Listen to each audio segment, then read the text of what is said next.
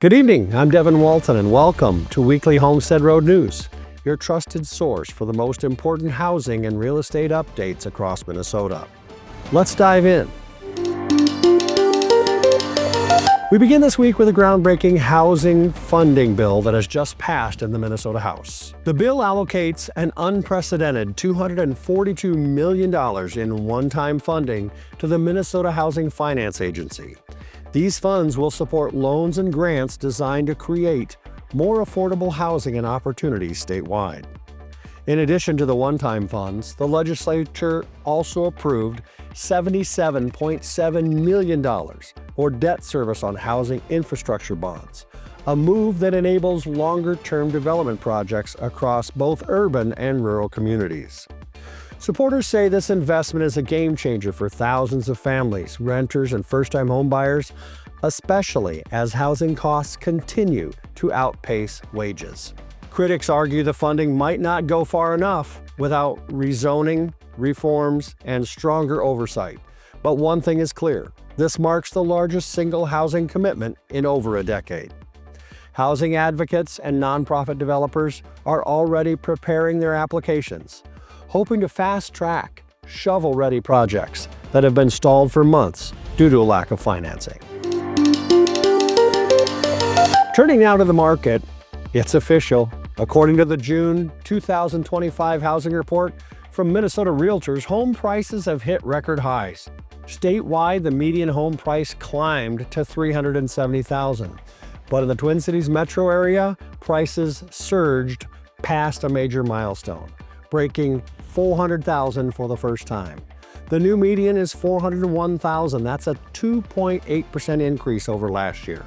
Low inventory remains a key driver. There simply aren't enough homes for sale to meet demand, especially in popular suburbs like Eagan, Plymouth, and Woodbury, where bidding wars are back in full force. Despite the price hikes, mortgage rates have remained steady, right around the mid 6% range, which has helped buyers at least remain somewhat competitive.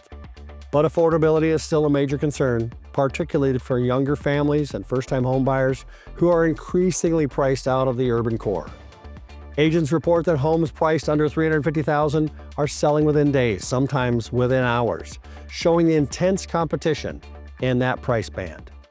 Experts say price pressures are likely to continue into the fall unless new listings pick up.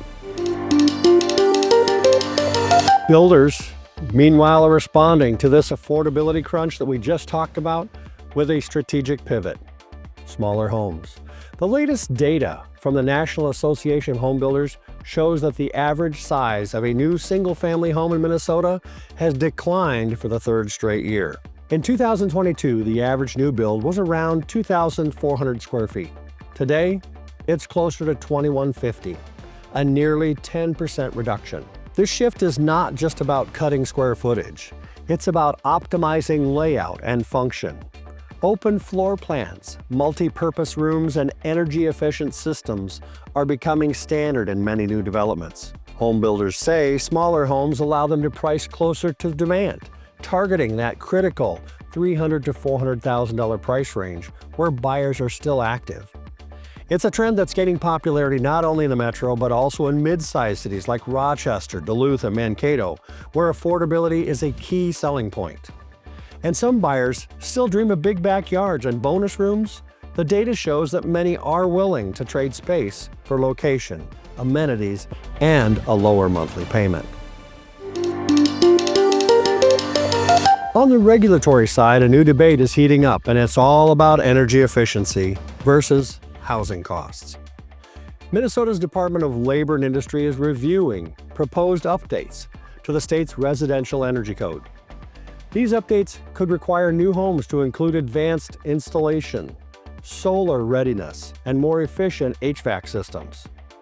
While many environmental groups applaud the move, real estate and construction industry leaders are warning of unintended consequences. They argue that added costs, potentially $10,000 or more per home, could further limit access to home ownership for working-class families. A coalition of housing advocates, builders, and local officials has submitted a formal request for the state to adopt a phased or flexible approach that doesn't compromise affordability. This issue is especially sensitive as the state looks to balance its climate goals with its housing crisis. Public hearings are ongoing, and a final decision is expected later this fall. We'll continue to follow this story and bring you updates as new details emerge. A story of resilience, recovery, and generosity. Minnesota Realtors has awarded a $50,000 grant to the Red Lake Housing Emergency Program, serving Beltrami County and surrounding tribal communities. This grant comes at a critical time following a series of flooding events and infrastructure failures that left dozens of families without safe housing. Funds are being used to repair damaged roofs, provide emergency shelter, and assist elderly residents with accessibility modifications, all delivered through partnerships with local volunteers and housing counselors. Organizers say the support has already helped 17 households return to safe, stable living conditions, and more are expected in the weeks ahead. This is what community really looks like, when local leaders and professionals can come together to lift up their neighbors during times of crisis. Kudos to everyone involved. What do you think about this news? Leave us a comment. Subscribe to our channel so you don't miss any of our weekly updates. Thanks for watching. We'll see you next week.